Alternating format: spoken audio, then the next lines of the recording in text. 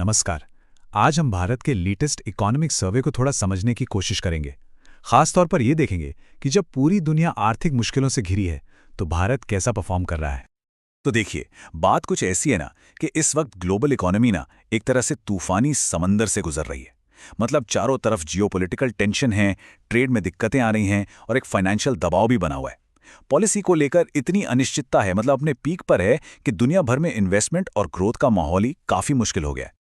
तो अब सवाल ये बनता है कि इतने उथल-पुथल वाले माहौल में दुनिया की 5वीं सबसे बड़ी इकोनॉमी यानी भारत आखिर कर कैसा रहा है? क्या वो इन ग्लोबल तूफानों का सामना ठीक से कर पा रहा है? और इसका जवाब सच कहूं तो काफी जबरदस्त है। देखिए, FY26 में 7.4% की रियल जीडीपी ग्रोथ का अनुमान है। इस आंकड़े के साथ भारत की कहानी बिल्कुल अलग दिखती है और शायद यही वजह है कि भारत ग्लोबल स्टेज पर एक ब्राइट स्पॉट बनकर उभरा है।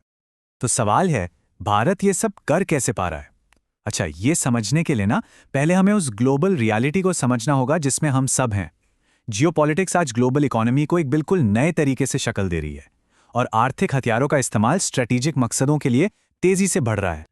और यहीं पर एक बहुत ही इंटरेस्टिंग कॉन्सेप्ट सामने आता है, इकोनॉमिक स्टेटक्राफ्ट। इसका मतलब क्या है?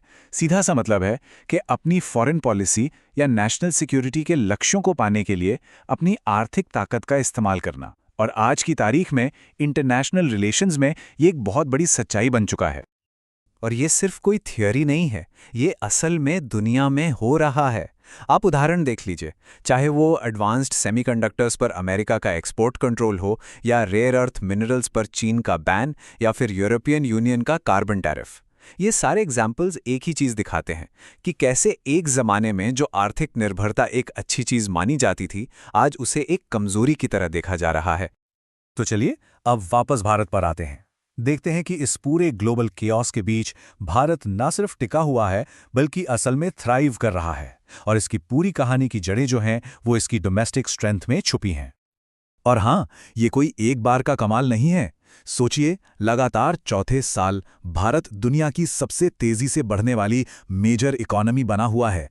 ये ग्लोबल इकोनॉमिक लैंडस्केप में एक बहुत बड़े बदलाव की तरफ इशारा करता है।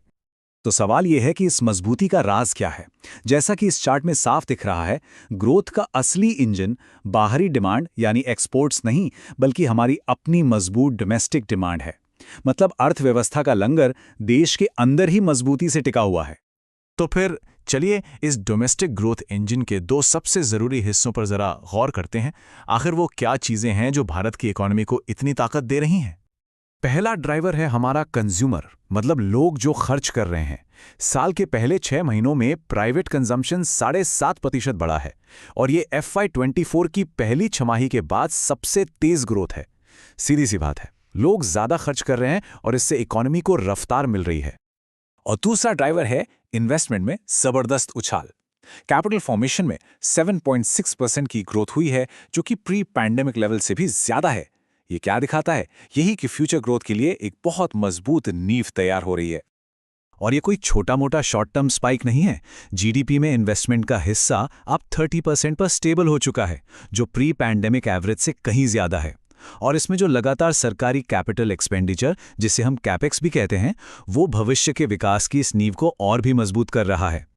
तो इसी डोमेस्टिक स्ट्रेंथ के दम पर अब भारत की स्ट्रैटेजी बदल रही है। अब बात सिर्फ मुश्किलों में टिके रहने यानी रेजिलिएंट होने की नहीं है।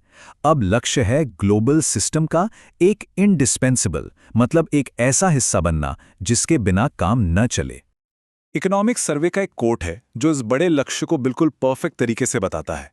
वो कहते हैं, स्ट्रैटेजिक इंडिस्पेंसिबिलिटी तब पैदा होती है जब कोई इकोनॉमी ऐसे गुड्स, सर्विसेज या ऐसा रोल ऑफर करती है जो इतने क्रिटिकल हों कि उसके पार्टनर्स आसानी से उसका कोई विकल्प या सब्स्टिट्यूट ढूंढ ही ना पाए। और सुनिए, ये सिर्फ कोई हवाई बात नहीं है। इसके लिए क्लियर 3 स्टेप एक्शन प्लान भी है। पहला स्टेप, जो की सेक्टर्स हैं उनमें अपनी डोमेस्टिक कैपेबिलिटीज को मजबूत करना। दूसरा, मैक्रो इकोनॉमिक स्टेबिलिटी और पॉलिसी पर भरोसे को बनाए रखना। और तीसरा, डिजिटल इंफ्रास्ट्रक्चर जैसे एरियाज में ग्लोबल रूल्स बनाने में एक्टिव रोल निभाना। तो सवाल यह है कि इन सब का भविष्य के लिए मतलब क्या है? क्या ये जो मजबूत परफॉर्मेंस हम देख रहे हैं, ये भारत के लिए एक न्यू नॉर्मल है? चलिए जरा लॉन्ग टर्म आउटलुक को समझने की कोशिश करते हैं।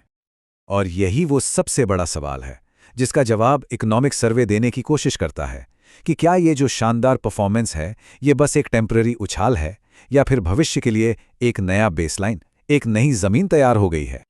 देखिए, सर्वे का तर्क बिल्कुल साफ है। वो ये कह रहा है कि सालों से जो स्ट्रक्चरल रिफॉर्म्स चल रहे हैं उन्होंने इकोनॉमी के सस्टेनेबल ग्रोथ पोटेंशियल को एक नए ऊंचे लेवल पर पहुंचा दिया है और इसीलिए अब भारत की मीडियम टर्म पोटेंशियल ग्रोथ 7% आकी जा रही है।